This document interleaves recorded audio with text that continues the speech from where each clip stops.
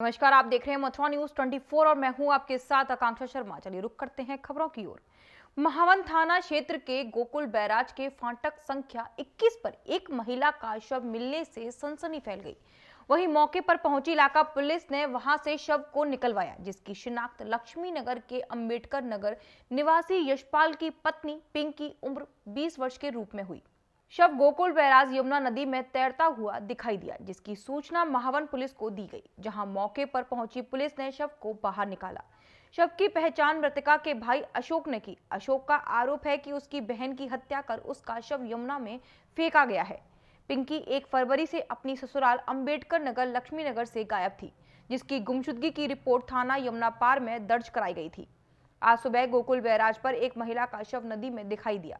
उसे बाहर निकालकर शव को पोस्टमार्टम के लिए भेज दिया गया है। मेरा नाम सर अशोक कुमार। हाँ, ये क्या है यहाँ पे, क्या मामला हुआ है? सर 1 तारीख में मेरी बहन से झगड़ा वगड़ा करने के बाद मैं उसके घर वाले ने मारपीट किया। और क्या नाम है उस घर वाले, क्या नाम है? वो योगेंद्र यशपाल नाम है, योगेंद्र बोलते हैं उसे। अच्छा, तुम्हारी बहन का क्या नाम है? क्या सर? बहन का क्या नाम है? मेरी बहन का नाम पिंकी है। अच्छा, क्या हुआ था? वो सर झगड़ा वगड़ा हुआ है और वो बोल रहा है कि मैं खाना खाने होटल चला गया था, उसके साथ मारपीट की है और पता नहीं मार के फेंक दिया है या ये चली आई है, मेरे को तो ये सब पता नहीं सर। वो कैसे कैसे, और पहले भी झगड़ा हुआ करता था। अभी लॉकडाउन में शादी की है और कुछ मांग जांच भी थी लॉकडाउन में। सर शादी क्यों करते अगर मेरे पास पैसा वगैरह हो जाता तो। पहले भी बर्तन वगैरह सब कुछ घर में तोड़ के रखा है वो लड़के ने जो दिया था, और अभी वो सब गायब है यहाँ से। वृंदावन में होने वाले 16 फरवरी से लेकर 25 मार्च तक कुंभ मेले में शासन द्वारा तैयारियां की जा रही हैं, जिसके चलते मंगलवार को पुलिस प्रशासन द्वारा बनाई गई अस्थायी पुलिस लाइन का उद्घाटन किया गया। आपको बताते चलें कि पुलिस लाइन का उद्घाटन वरिष्ठ पुलिस अधीक्षक गौरव ग्रोवर ने किया। साथ ही कुंभ मेला शांतिपूर्वक सुंदर सद्भावना के साथ पूर्ण हो, इसके लिए हवन यज्ञ का भी आयोजन किया गया। इस बारे में जानकारी देते हुए वरिष्ठ पुलिस अधीक्षक गौरव ग्रोवर ने कहा कि देखिए, यहाँ पर मेला क्षेत्र में पुलिस की जो पुलिस लाइन की स्थापना यहाँ पर हुई है, जो हमारे पुलिस फोर्स आएगी उसके लिए टेंट और ये प्रशिक्षण शिविर हमारे द्वारा स्थापित किया गया। इसी तरह से मेला क्षेत्र में पुलिस कैंप, पुलिस चौकियाँ, फायर स्टेशन, जल पुलिस, इन सब की व्यवस्था आने वाले दिनों में की जा रही है। उसी के शुभारंभ के समय पर ईश्वर से प्रार्थना आज हमारे द्वारा की गई है कि मेले के पूरे समय पर ईश्वर हमारे पे कृपा रखें। और पुलिस का जो मेन मकसद है इस मेले के दौरान सुरक्षा, सुगमता और सेवा भाव के साथ सभी पुलिसकर्मी कार्य करें, ताकि यहाँ पर आने वाले सभी साधु संत और जो भी दर्शनार्थी और श्रद्धालु यहाँ पर आते हैं उनकी यात्रा सफल हो और उन सुरक्षा के भाव में वो मेले में आकर के अपनी आस्था यहाँ पर निभा पाए। इसी के दिमाग में सरकार द्वारा चलाए गए मातृशक्ति अभियान को लेकर स्कूल कॉलेजों में बालिकाओं और महिलाओं को जागरूक किया जा रहा है। इसी क्रम में वृंदावन रमणरीति मार्ग स्थित हनुमान प्रसाद धानुका विद्या मंदिर में मंगलवार को मातृशक्ति संगम कार्यक्रम का आयोजन किया गया, जिसमें हनुमान प्रसाद धानुका की बालिकाओं ने मातृशक्ति से संबंधित सांस्कृतिक प्रस्तुति दी और साथ ही मंच पर मौजूद सभी गणमान्य लोगों ने मातृशक्ति के बारे में भी बताया। इस बारे में जानकारी देते हुए स्कूल की प्रधानाचार्य अंजू सूद ने कहा कि बालिका विद्या मंदिर में क्या कार्यक्रम आयोजित किया गया?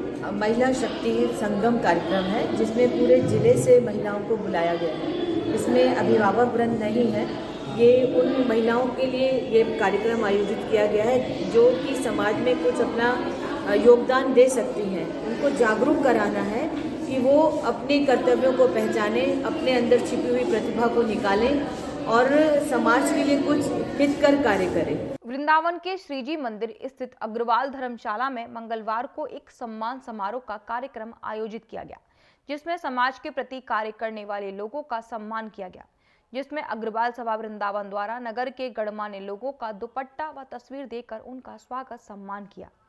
साथ ही उनके द्वारा किए गए कार्यों की भी प्रशंसा की। राष्ट्रीय सड़क सुरक्षा माह के अंतर्गत आयोजित जागरूकता कार्यक्रमों की श्रृंखला में मंगलवार को मथुरा जनपद के ARTO कार्यालय में सेव लाइफ फाउंडेशन द्वारा वाहन चालकों को फर्स्ट रिस्पॉन्डर की ट्रेनिंग दी गई।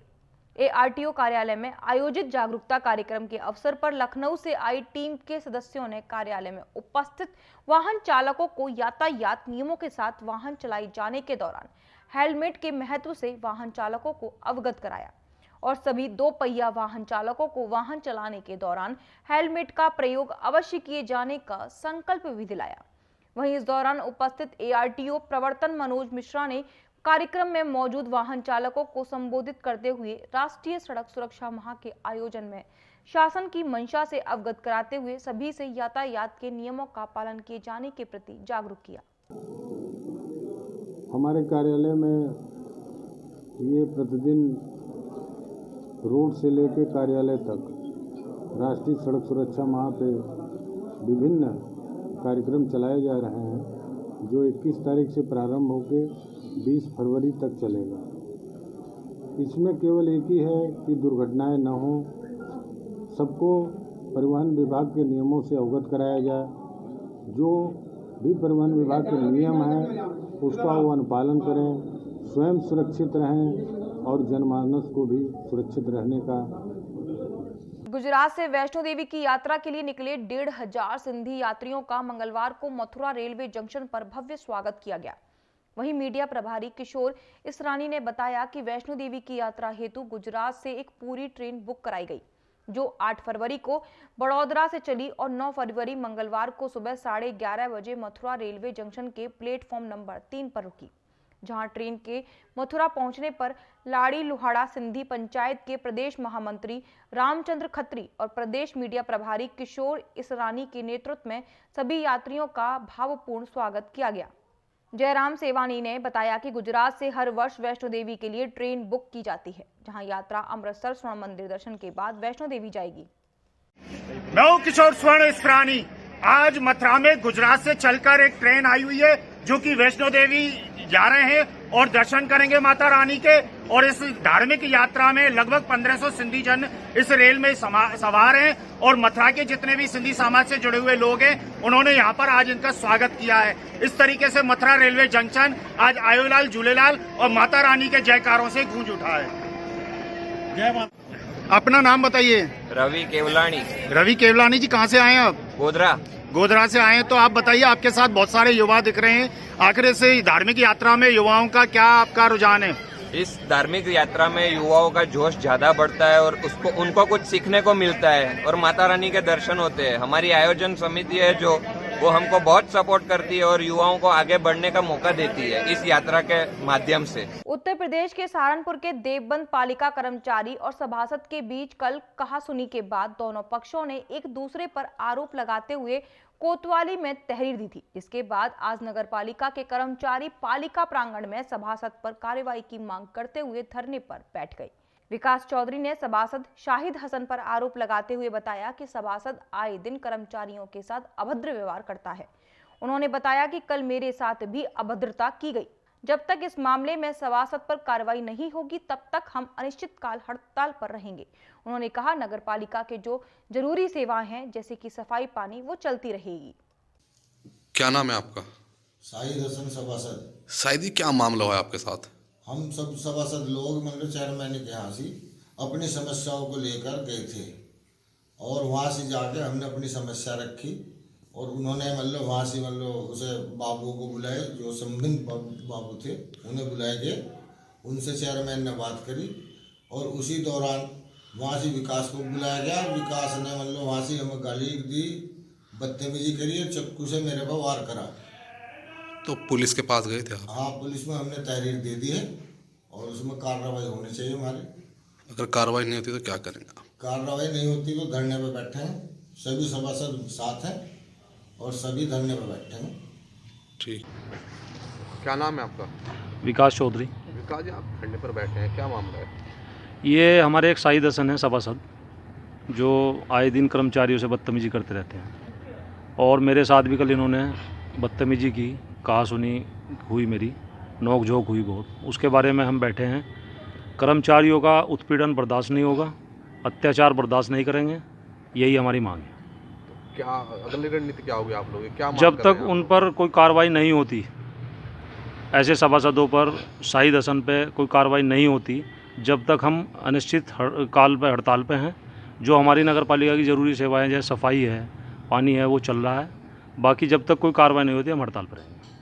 सहारनपुर पुलिस को बड़ी सफलता हाथ लगी है। दरअसल सहारनपुर व थाना जनकपुरी पुलिस ने देहरादून रोड से राकेश कमिकेल चौकी पर रूटीन चेकिंग के दौरान थाना जनकपुरी पुलिस की संयुक्त टीम द्वारा 3 शातिर नशा तस्कर अभियुक्तों को गिरफ्तार किया, जिनके कब्जे से 1077 ग्राम स्मैक, जिनकी अंतर्राष्ट्रीय बाजार में कीमत करीब 2 करोड़ रुपए है, और 3 मोबाइल फोन व सेंट्रो कार बरामद की। वहीं संबंधित मामले में जानकारी देते हुए सहारनपुर एसपी सिटी विनीत भटनागर ने बताया कि आज सहारनपुर थाना जनकपुरी क्षेत्र में 3 शातिर स्मैक तस्करों को गिरफ्तार किया गया है।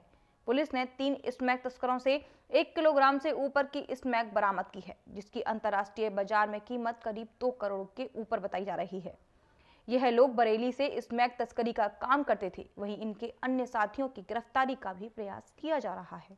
देखिए, ये जनपद सहारनपुर पुलिस की जो अभिसूचना विंग है, क्राइम ब्रांच और थाना जनकपुरी, इन दोनों के मिले जुले प्रयासों से एक संयुक्त टीम से 3 स्मैक के तस्कर पकड़े गए हैं और उनसे काफ़ी अच्छी बरामदगी की गई है।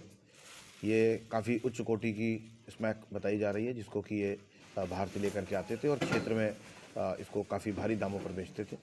इनके साथ में इनके कुछ मोबाइल फ़ोन्स और इनकी जो कार है जिसमें ये इसको सारे सामान को ट्रांसपोर्ट करते थे, लेने जाते थे, वो सभी की बरामदगी करी गई है। तो लगभग कितनी कीमत की ये इसमें पकड़ी गई है? देखिए, लगभग 1077 ग्राम यानी लगभग 1 किलो से ऊपर इसका वज़न है।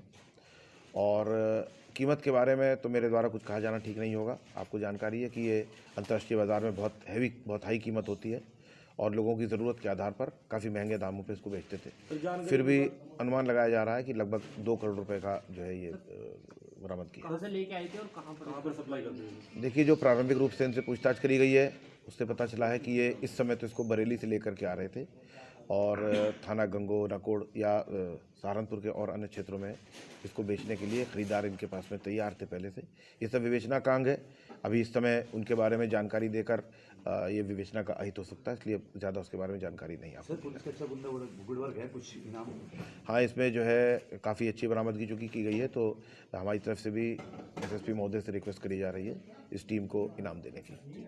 अलीगढ़ के गोंडा इलाके के मुरवार में कृषि कानून के विरोध में आज लोकदल के राष्ट्रीय उपाध्यक्ष जयंत चौधरी ने किसान महापंचायत का आयोजन किया।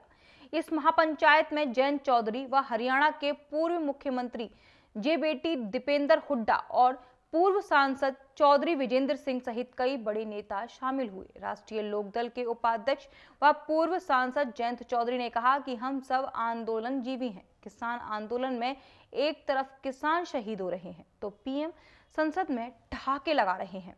रालोद के उपाध्यक्ष मंगलवार को अलीगढ़ के कस्बा गोंडा के गांव मुरबार में किसान महापंचायत को संबोधित कर रहे थे।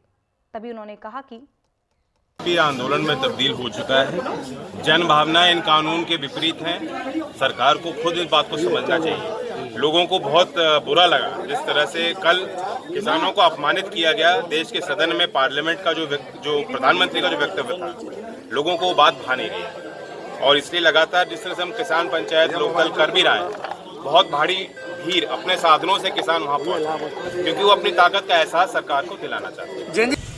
देखिए, आरोप जैकी ने नहीं लगाया, पूरा देश की जनता लगा रही है। वो तो किसानों के समस्या स्वर्गीय चौधरी चरण सिंह के पुत्र हैं, पौत्र हैं, पार्टी के उपाध्यक्ष हैं, तो उनकी आज किसान पंचायत में आए हैं किसानों को समर्थन देने के लिए। तो बातें उन्होंने अपनी तरफ से कही तो झूठी नहीं कही, 100% सही कही।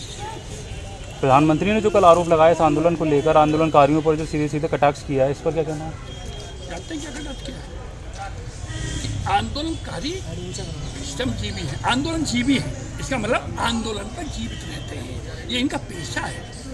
मुझे बताएं प्रधानमंत्री जी कि जब वो गुजरात में थे उन्होंने कितनी बार आंदोलन किया? इसका मतलब गांधी जी भी वही थे, आंदोलन पर जीवित रहते थे। स्वर्गीय चौधरी चरण सिंह, महेंद्र सिंह टिकैत भी थे। तो प्रधानमंत्री को उन देश के महान सपूतों पर इस तरीके की टिप्पणी करना, उनके विचारों पर, उनके ईमान, उनके संघर्ष पर शोभा नहीं देता है। ये कहना बिल्कुल न्यायोचित नहीं है उनका। पूरे देश की जनता गांधी का और स्वर्गीय चौधरी चरण सिंह टिकैत का अपमान बर्दाश्त नहीं करेगी। इस पर प्रधानमंत्री को माफी मांगनी चाहिए, अपने शब्दों को वापस लेना चाहिए। मैं कह रहा हूँ इस बात को। लाल किले पे तिरंगा लगा था, क्या कहना चाहेंगे साथियों? देखो, हम बहुत अच्छे लोग हैं और आपके बिना हम नहीं हैं, लोकतंत्र को खतरा हो जाएगा। मैं आप ही से पूछना चाह रहा हूँ एक किसान की जब मौत हो गई तो भावावेश में एक नौजवान जिसने राष्ट्रीय झंडे की फ्लैग की रॉड को भी नहीं छुआ, न राष्ट्रीय फ्लैग को छुआ, केवल बगल में दूसरी रॉड थी, भावावेश में अज्ञानवश उसने झंडा लगाया। और इस तरीके का झंडा तो 26 जनवरी पर सभी पार्टियों ने अब जगह जगह फहराए हैं। तो ये कोई उसने जानबूझ करके झंडे का 26 जनवरी का अपमान नहीं किया। प्रधानमंत्री सबसे बड़े पद पर आसीन है, बड़प्पन का परिचय देकर के इस तरीके प्रतिशोध में नहीं लेना चाहिए और न राष्ट्र के झंडा से और 26 जनवरी से इस घटना को जोड़ना चाहिए। राज्यसभा सदस्य गुलाम नबी आज़ाद की फेयरवेल किया जिसमें प्रधानमंत्री काफ़ी भावुक हो गए, इस पर क्या कहना है? तारीफ भी की उन्होंने, मैं जानता हूँ। वो हमारे प्रधानमंत्री बहुत ही अति आधुनिक कलाकार हैं। हाँ, कलाकार हैं। उन्होंने जाते समय गुलाम नबी साहब की तारीफ करने लायक है वो की, लेकिन उसको भी कहीं ना कहीं वो कैस कर लेते हैं, वो तो रास्ता चलते कैस कर लेते हैं। तो उन्होंने कहा गुनाह नहीं किया, लेकिन वो बेहतर होता। मेरी बात सुन लीजिए क्योंकि सबसे पहले कहते किसानों की जो आवाज़ गुलाम नबी ने सदन में उठाई थी उसका संज्ञान लेके कुछ करते।